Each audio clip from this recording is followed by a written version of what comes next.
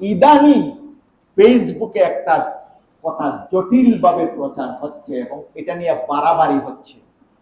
কিছু ষড়যন্ত্রকারী কওমি মাদ্রাসার শত্রু তারা বলতেছে কওমি মাদ্রাসায় যাকাত দিলে পরে যাকাত আদায় হবে না। আপনারা কি এটা মনে করেন?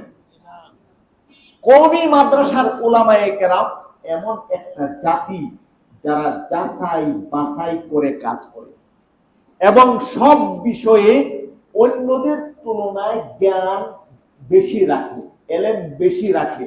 অতএব কওমি মাদ্রাসার উলামায়ে কেরাম যাকাতের টাকাটাকে যতটুকু যত্ন সহকারে আদায় করবে এবং যতটুকু যত্ন সহকারে সচেতনতার সহিত ব্যয় করবে, পৃথিবীতে অন্য কোনো জাতি নাই যারা এতটুকু যত্ন সহকারে ব্যয় করতে পারবে।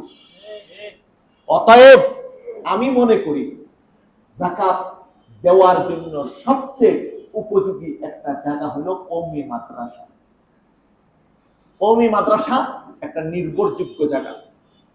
এছাড়া কওমি মাদ্রাসায় যদি যাকাত দেওয়া হয় ভিন্ন আরেকটা উপকার আছে। আপনার এই যাকাতের টাকার মাধ্যমে একটা গরিব ছাত্র পড়ালেখা করবে, ওই ছেলেটা আলেম হবে, আলেম হয়ে এমন আলেম হইতে পারে যার মাধ্যমে গোটা দেশের লক্ষ মানুষ হেদায়েত পাবে। ঠিক কিনা?